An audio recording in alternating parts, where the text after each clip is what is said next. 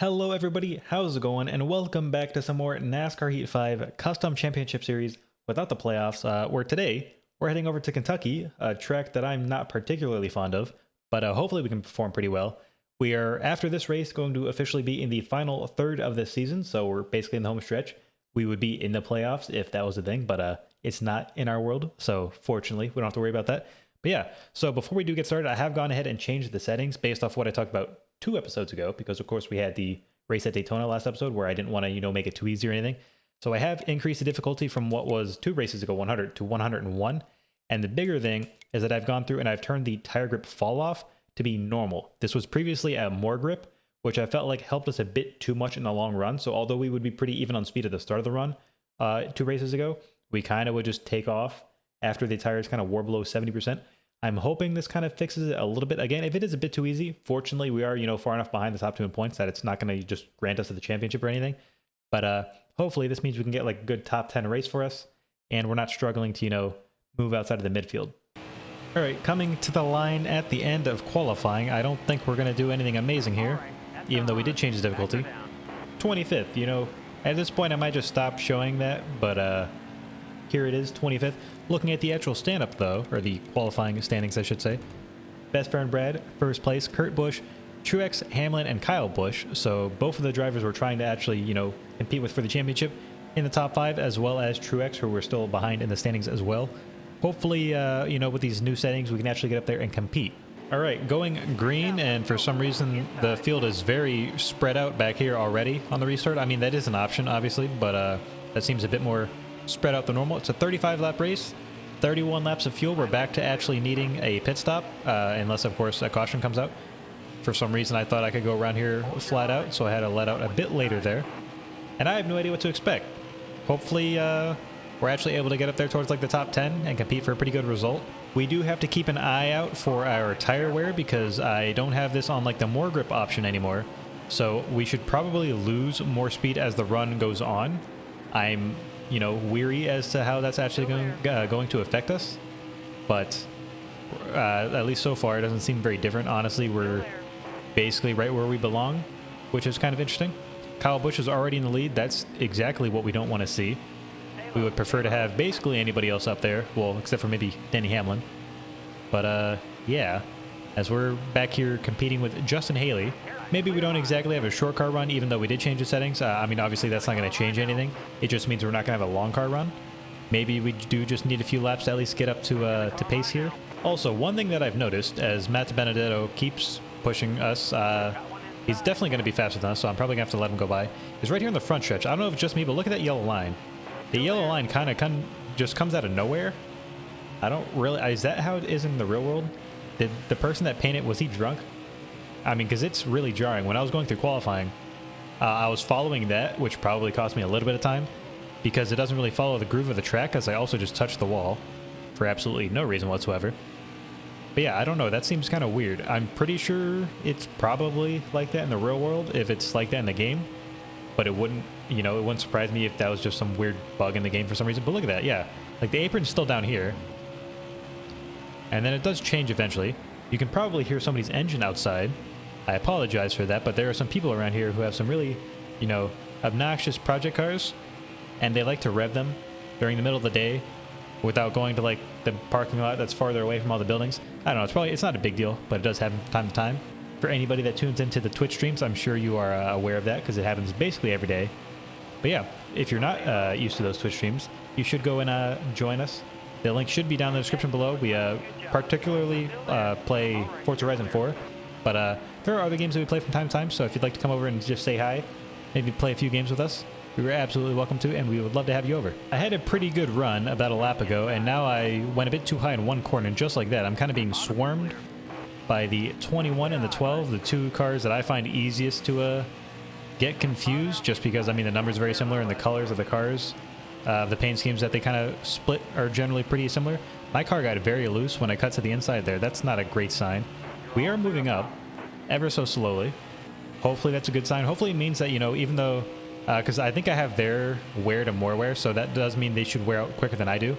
Hopefully that means that instead of us absolutely destroying them on a long run, we have like a more reasonable pace advantage over them as we progress. but we're not exactly where I would expect to be from a performance standpoint. I would still expect to probably have like a top 10 car. We'll have to see. Obviously, it's still very early in the race. Plenty of time to go. Not even on lap 10 yet. So we can't judge too early. But also, yeah, one thing I want to talk about is my car is actually getting very loose. This is dangerous. My car, yeah, I had to save it there. I kept trying to go to the inside. Is what do you guys think about Kentucky? I feel like Kentucky isn't exactly a racetrack that a lot of people really like. I mean, I don't know if it's anybody's favorite personally of all the people that I know. Usually, obviously, the favorites are things like Daytona or Bristol or Martinsville. You know, the tracks with more character, the road courses, the big super speedways, or the short tracks. A track like this doesn't really have anything unique about it, at least, you know, anything really remarkable. As my car continues to want to spin there, that's going to be a problem as we push forward. But yeah, what do you guys think? It's obviously like the newest and or I mean one of the newest tracks, I guess, at this point. You know, if you don't count things like the Roval. But I still don't really like it. I liked it when they first added it just because it was something different, and I feel like that kind of is the nostalgia, or not nostalgia, like the new, like newness factor. That's probably not a word. But I feel like whenever you add a new track to the schedule, people kind of, you know, give it the benefit of the doubt for like a year or two. And then after a while, if it doesn't put on regularly like great races, people kind of just get tired of it. Which, you know, the race earlier this season, which Cole Custer won, as Ryan Blaney's got a big run on us. You know, it had a really good ending, but the race itself, I'm pretty sure wasn't, I mean, it wasn't terrible. It's better than a lot of previous races have been at the track. But, you know, a lot of the races at the track are usually pretty boring and bland. Like, there's not a whole lot of character. There's not a whole lot of drama really going on throughout the race. There's nothing that drivers are particularly battling against, whereas they would at a restrictor plate track or at a, you know, road course or something like that. So I don't know. It's definitely not my favorite track, as I've already, you know, reiterated multiple times. It's definitely not this car's favorite racetrack, as we are struggling pretty poorly. I think we're still making some pace up here. Ryan Blaney's probably faster than us. He's also running the high line. I should potentially consider that, but I don't know if I want to. But this car is wanting to snap out, which, you know, the car is still kind of tight. Like, we could have loosened it up a bit more and even out the tire wear. But if I loosen it up anymore, I feel like we probably would have lost by now. I mean, basically from the middle of the corner out on the exit of 1 and 2, I'm really not even touching the joystick. The car is just basically drifting to the left. So that's how loose we are. I have it, I think, 2 notches away from the maximum on the presets. And I mean, we're still making up spots here, so at the very least, that's a good thing. The car is definitely not getting better as the tire wear goes down. This is actually going to be a pretty big issue. I will say, I mean, we're definitely slowing down from the start of the run, which is something we should be doing, as Michael McDowell has blown up his engine after, you know, probably being upset that Bobby Carter stole what was probably going to be his 3rd win of the season in the last race. But yeah, I mean, we are losing pace across the run, which makes sense. I mean, that's, you know, what we were expecting based on the changes we made. But we're not exactly, you know, struggling against the AI. We are still performing pretty well, and I think we could probably still get to the top 10. But it's not a very well-performing car, I will say that. And I'm kind of concerned as the run continues to go on if I'm going to be able to actually save the car out of some of these exits, because it is getting very sideways. And I'm lifting, you know, a lot just to keep it under control. Okay, we're going to go to the outside here. Not exactly the way I expected that to happen. We keep sliding to the outside. Now we're going to slide to the inside. Oh gosh, we may as well be driving on ice. This is pretty bad. Best friend Brad alongside Clint Boyer. Clint Boyer is going to complete that pass. I don't know if I can safely get around Brad. I feel like I might accidentally take us both out in the process, but that's a risk I'm willing to take. If only for the fact that I think it'd be hilarious if our first DNF were, you know, by taking out Brad at the same time. I got really close to the rear end of Keselowski the last time around. Oh gosh.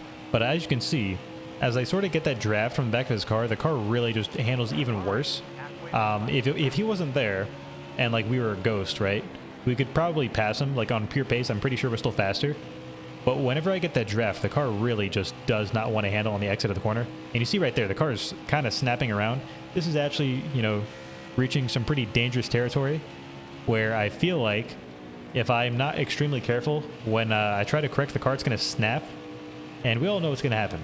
Once the car snaps, you're basically done for. You're just going to go nose first into the wall, most likely, anyways. And your race is just going to be done.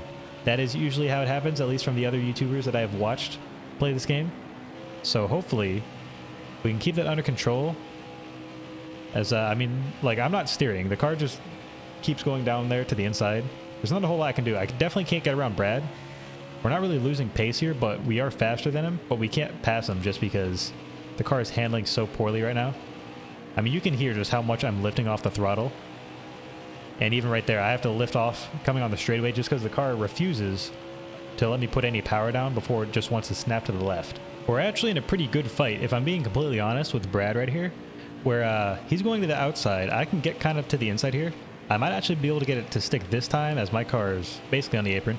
But you'll see I have to lift so much on the exit to keep the car from spinning out that he's able to get the run on us.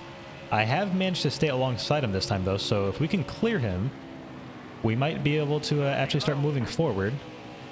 Which, I mean, hey, you know what? I will say this is better than I think the racing we had before we changed the settings. But I don't like the way this car handles, which is a completely separate thing, as we had to get way out of the gas that time, so Keselowski actually, you know, gets past us once again.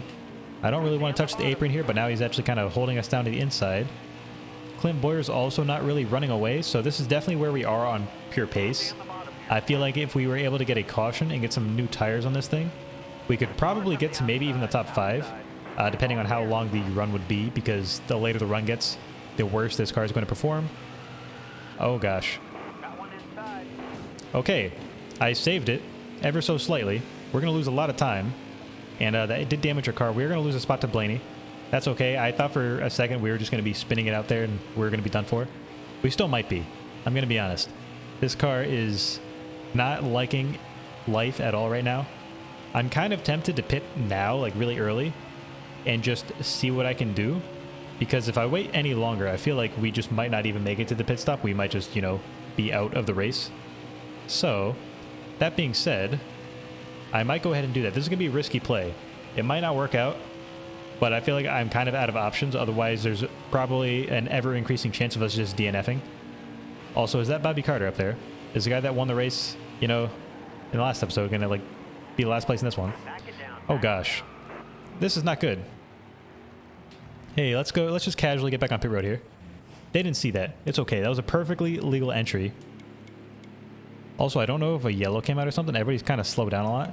We're just going to do right side tires. We're going to put however much fuel we need. Half a can. Should be good. I don't know how this is going to handle. That was the worst pit entry we probably could have ever gotten. But we're going to live with it. Hopefully, that doesn't hurt us too much. It probably did. But we're going to have to see. All right, 8.2 second pit stop. I'm not liking this. I feel like we have kind of just, you know, thrown away a whole lot by doing that. You know, I'm going to be Kevin LePage here. I'm going to rejoin the field. My car is still very loose, and I feel like that's just going to be the case because I'm actually holding up the leader. I like this because our car is unbalanced now. Our left side tires are definitely, you know, worn compared to our right sides. Hopefully we can at least get something done here, though, as Hamlin's still faster than us, so we definitely didn't have a car to really compete for the win. But our real plan of attack here is to see how much we can get back. Actually, wait a minute. Can we get back around him? Because currently, as I'm in the outside wall because this car doesn't want to turn, we're 39th. We are last place of the cars actively on the track. My car is still trying to kill me. This could not go much worse. I feel like this experiment has kind of failed, and we're going to have to put the more grip option back on after this race. We just need to then adjust the AI and make it where they don't fall off as much, as the leader is currently 4 wide with a bunch of, you know, lap cars. I'm sure Hamlin is probably having a heart attack right now. We are going to get past him. I don't like our chances of actually making up much ground. There are some cars coming to pit road now.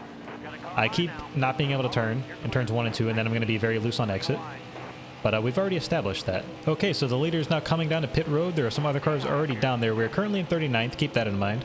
As long as we can get, you know, back to the top 15, we're fine. I feel like we probably are going to have lost quite a bit of time, as I just can't get this top line to work in turns 1 and 2. Unfortunately, oh gosh, my car is...